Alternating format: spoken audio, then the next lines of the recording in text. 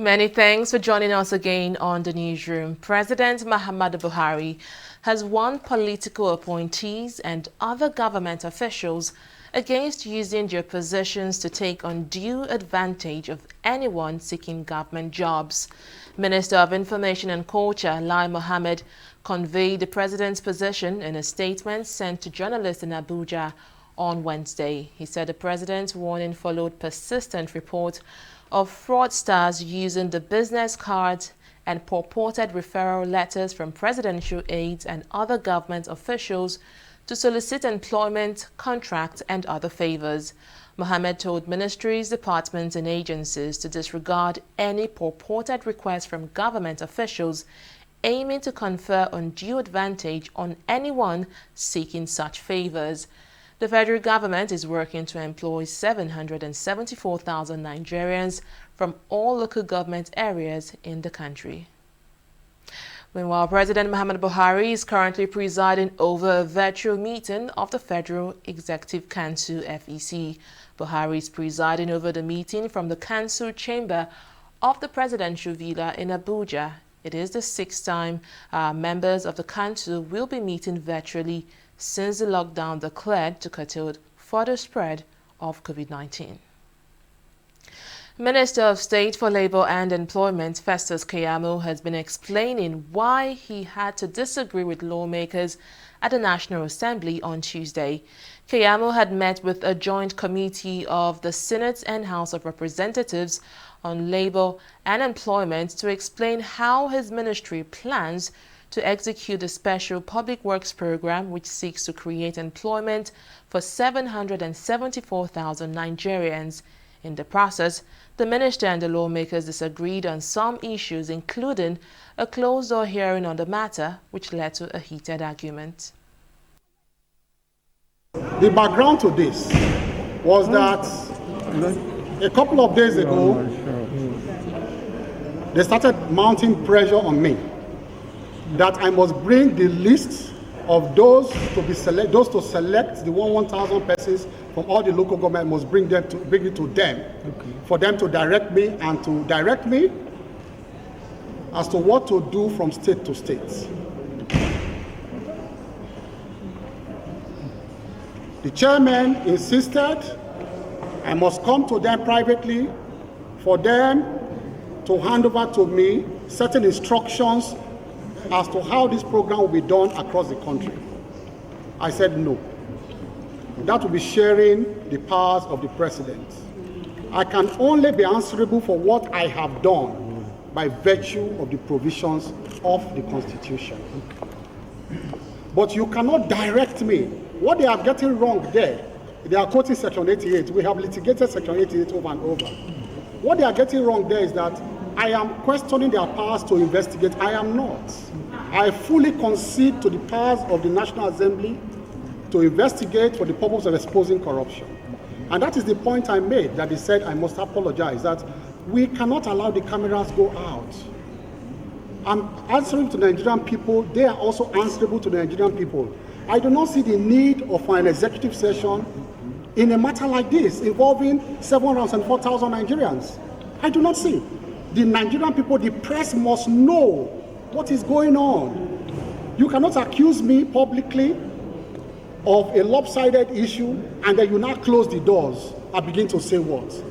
The root of the matter is that they want me to bring the entire program to the House, to the committees, for them to direct as to how it will be executed, and that is not their power.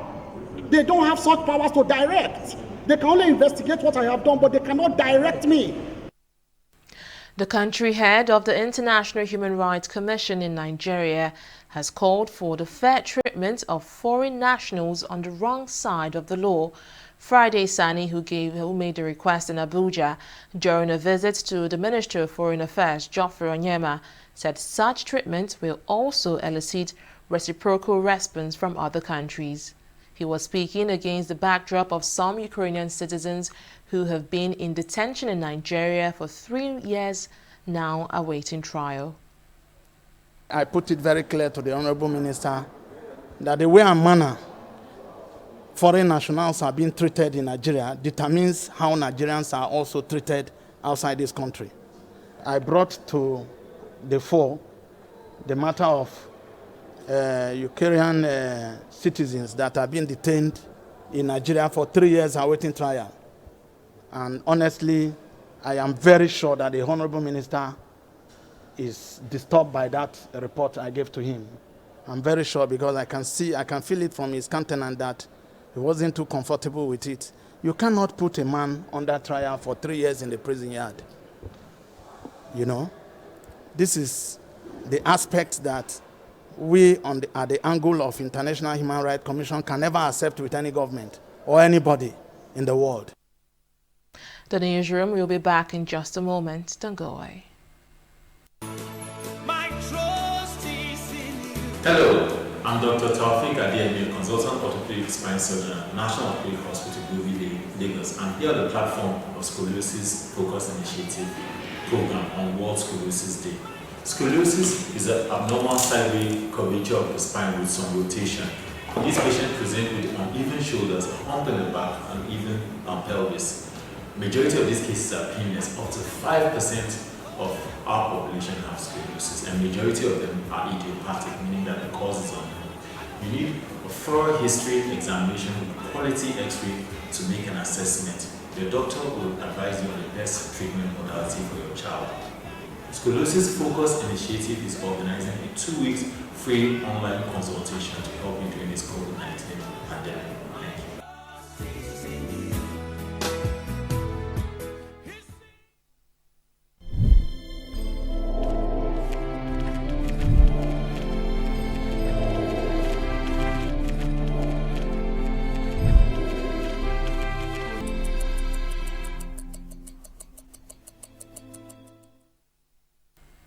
Welcome back, and now to our COVID-19 update. Delta State Governor Ifeanyi Okowa and his wife have tested positive for COVID-19.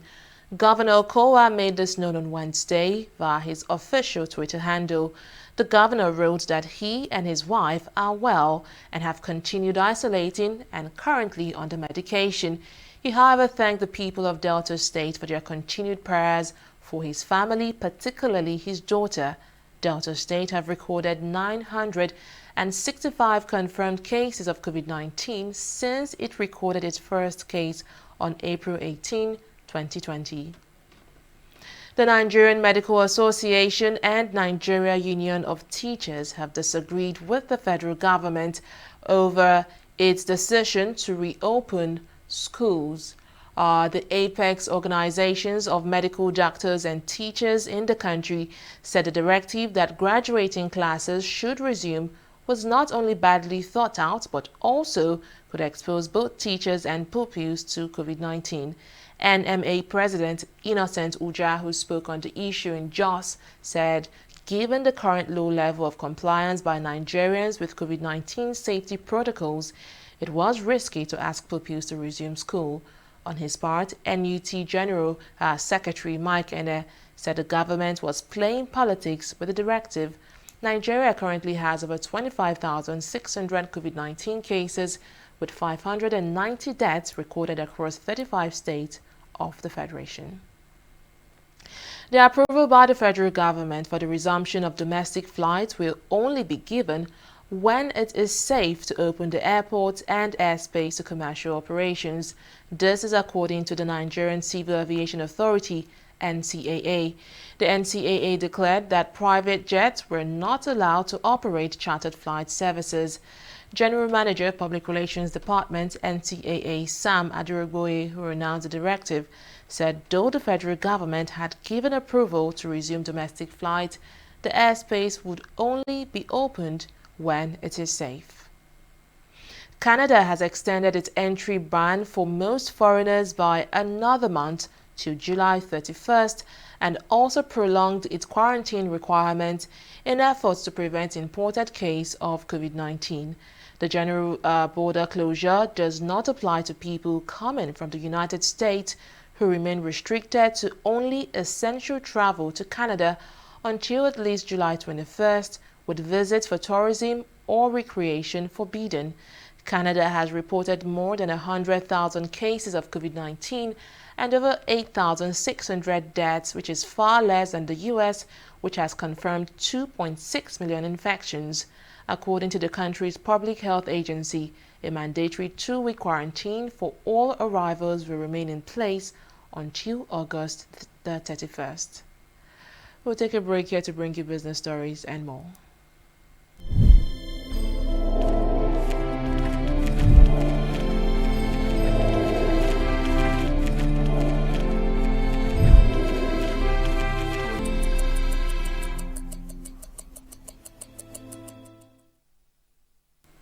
Welcome back. The International Monetary Fund, IMF, has projected that the impact of the COVID-19 pandemic is estimated to cost Nigeria and other oil exporters in Africa a total of about $34 billion in revenue.